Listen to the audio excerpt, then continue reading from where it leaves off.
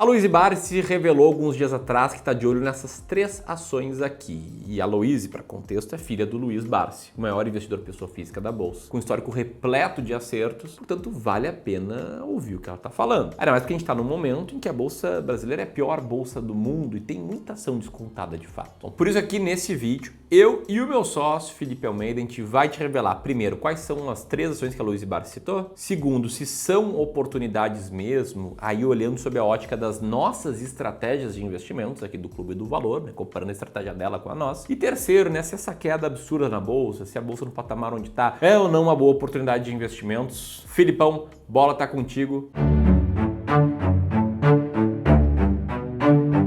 Vamos lá para a primeira empresa, que é a Cosan, código CSAN3. Essa já não é mais novidade, a Aloysi vem falando dela já há algum tempo. E para quem não lembra, a Cosan é uma holding focada em gestão do seu próprio portfólio de empresas, como diz no seu relatório para investidores. E aí dentro desse portfólio de empresas, a gente vai ver na Cosan a Raízen, que é uma empresa focada em distribuição de combustível e fabricante de etanol e de cana-de-açúcar. Outra empresa é a Compass, que atua ali no setor de gás natural e energia no Brasil. Eles têm lá dentro também a Rumo, que é atualmente a maior operadora logística com base ferroviária independente na América Latina. E a Moove, que é uma das maiores empresas de lubrificantes do país. Se a gente for ver o guarda-chuva de empresas da Cosan nesse momento, a gente tem todas essas 5 citadas e mais a posição na Vale, que ela tem ali de praticamente 5%. E aí se a gente olha para as recomendações, além da Aloysi estar olhando para a Cosan, tem muita gente olhando para ela também. O próprio Bank of America reforçou recomendações para a Cosan. Foi o caso também do BTG, que dizendo ali que as ações podem disparar 60% com joias esquecidas. E inclusive o pessoal lá da XP também com recomendação que estava em compra até esses momentos. E aí os argumentos que podem fazer a Cosan vir a valorizar gira especialmente em torno do IPO das empresas que estão no guarda-chuva da Cosan, mas ainda não são negociadas em bolsa de valores, que é o caso da Compass Gás e Energia e da Moove. E existe um projeto sendo falado desde 2022 pelo CEO da Cosan, falando na abertura de capital dessas 2 empresas, o que pode trazer muito capital para o caixa e valorizar a empresa no curto prazo. Em contrapartida, a Cosan nesse momento está muito endividada ainda. Afinal de contas, ela gastou muito dinheiro para fazer compras dessas empresas. Só que, segundo a própria companhia, o foco agora é reduzir essa alavancagem, que já chegou até em 5,5 a dívida líquida sobre o EBIT, geração de caixa da empresa, que agora está na casa de 4, que ainda é uma dívida desconfortável para a empresa. E aí, segundo a Aloysi, ela está esperando novas oportunidades ali dentro da Cosan para fazer novos aportes. E isso tudo acontece mesmo no momento em que a Bolsa de Valores do Brasil está caindo há 16 anos seguidos. Basta você colocar o índice Bovespa dolarizado, que você vai ver esse gráfico aqui, ó, onde há 191 meses seguidos a gente não tem uma superação do último pico da bolsa, que aconteceu lá em 2007. E isso aqui está acontecendo por causa do descontrole fiscal que a gente vê no Brasil, pelos juros mais altos que a gente vem vivendo, pela saída de capital estrangeiro que está acontecendo também. E é justamente nessa hora que muita gente pode pensar: a bolsa então deixou de ser uma ótima opção no Brasil. Afinal de contas, foi exatamente isso que aconteceu no passado. Em vários dos momentos onde a bolsa também andou de lado, como nesse período aqui entre 1970 e 1985, onde foram 169 meses de lateralização, muita gente saiu da bolsa naquele momento. Afinal de contas, o dinheiro não ia para lugar nenhum. Até que a gente viu um momento em que a bolsa valorizou 14 vezes em dólar o capital investido dos investidores que estavam presentes na bolsa. E isso aconteceu outras vezes. Mais para frente, a bolsa valorizou quase 30 vezes em dólar, mesmo depois de um grande período de lateralização. Ou seja, o que é que a gente acha que vai acontecer depois desse período aqui? Certamente, em algum momento, a bolsa vai se recuperar e os preços vão se valorizar de novo. Agora, a gente nunca vai saber quando nem como isso vai acontecer. Mas o fato é que quando a alta vem, ela costuma vir e vir forte. É por isso que esses períodos de valorização que a gente vê no gráfico, eles acontecem de maneira muito mais curta do que os períodos de lateralização. E aqui, nesse momento, a gente olha a bolsa que tem tudo para continuar mal, de mal a pior. Ao mesmo tempo, você vê pessoas, grandes investidores falando que é justamente nesse momento que elas estão comprando pesado a bolsa. E aí você pode ficar se perguntando: puxa, mas e o meu caso? Será que para mim, para os meus objetivos financeiros, para minha realidade financeira, é essa a conduta que eu devo agir? E mais, quais são as empresas que eu tenho que comprar, quando vender? Principalmente para que você não fique dependente de dicas de outros investidores, do que é que eles estão fazendo com o próprio dinheiro. E para te responder isso 100%, a gente precisa olhar para o teu caso específico. O que você precisa é de uma análise individual do teu patrimônio, dos teus objetivos. É por isso que aqui no Clube do Valor a gente está oferecendo algumas vagas para nossa consultoria gratuita. É nela que a gente vai pegar um especialista certificado de mercado financeiro que trabalha com isso todos os dias há anos para entender como é que você pode melhorar a tua forma de investir. Se você quiser participar gratuitamente, é só preencher esse formulário que vai aparecer aqui em cima ou no primeiro link da descrição do vídeo. Dito isso, vamos para a segunda empresa que a Luiz falou, que é a TRPL4, ISA-CETIP, que segundo ela,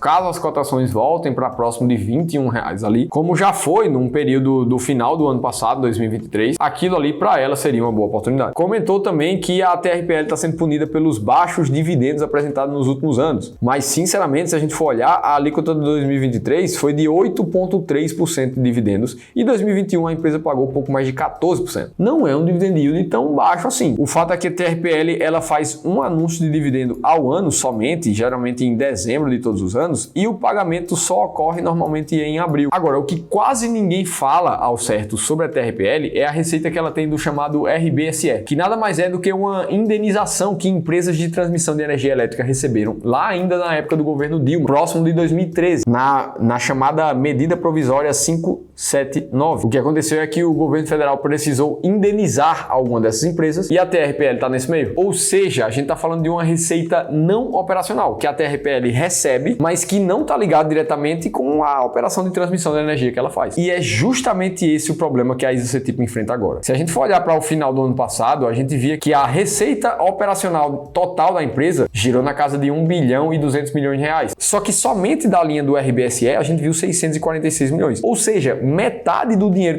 que a empresa ganha vem dessa fonte de indenização de outras coisas que não são operacionais. E o grande problema disso é que em 2028 essa fonte vai secar. Essa indenização já é pré-datada, ela acaba no final de 2027 para 2028 ali. Ou seja, a receita da empresa vai ser extremamente impactada e ela precisa vencer novas concessões de leilões de transmissão de energia para continuar gerando receita, pagando dividendos. Por essas e outras, muita gente recomendou venda para a empresa também, como foi o caso do UBS ali. Se a gente for olhar para a posição da TRPL no ranking da estratégia máquina de dividendos, a gente vê ela na posição número 27, ainda distante das 10 maiores pagadoras da bolsa, que são as selecionadas pela estratégia. Ou seja, nesse momento também não faria muito sentido para mim, nem para a estratégia, olhar para a TRPL. Então, visto tudo isso e antes da última empresa do vídeo, eu preciso te falar o que é que eu acho dessa história de ficar de olho em uma empresa ou outra. Principalmente para quem pensa em acumular patrimônio por longo prazo. A resposta principal é fantástico. Afinal de contas, quem investe em ações pensando que vai precisar desse dinheiro nos próximos 5 anos ou menos, cara, nem deveria estar olhando para ações, nem estar de olho em ação nenhuma. Agora, para quem quer realmente viver de um patrimônio no longo prazo, é fantástico. A grande pergunta que fica é, como é que você vai saber exatamente o momento certo de comprar uma empresa? E melhor do que isso, exatamente o momento certo para vender uma empresa. E nisso, a maioria dos investidores no mercado responde,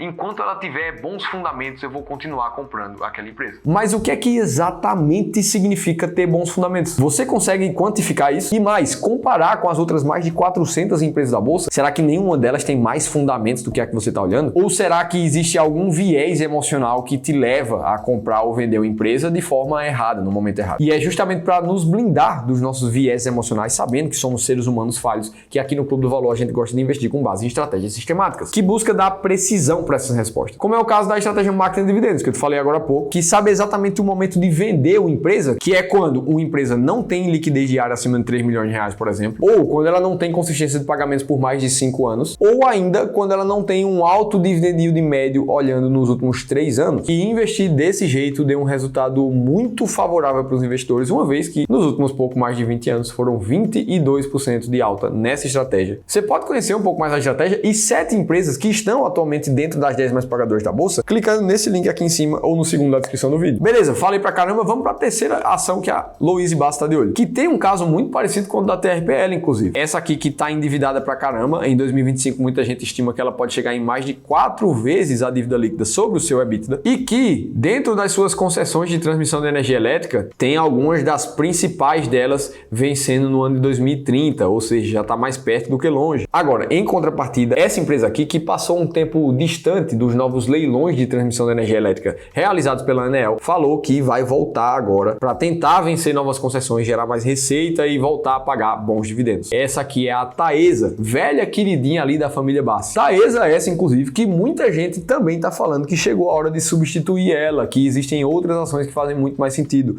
Eu te contei tudo isso nesse outro vídeo aqui, vou te esperar por lá.